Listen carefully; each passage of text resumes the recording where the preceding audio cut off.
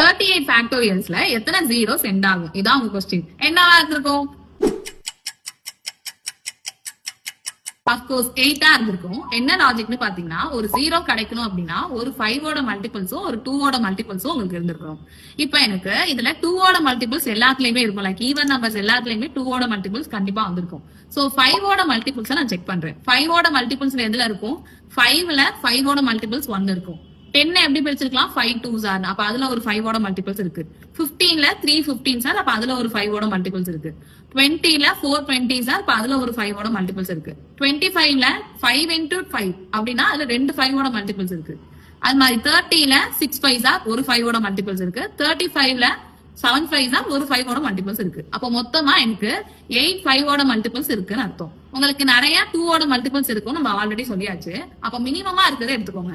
5 ஓட மல்டிபிள்ஸ் தான் மினிமமா இருக்கு, அதாவது 8. அப்ப 8 zeros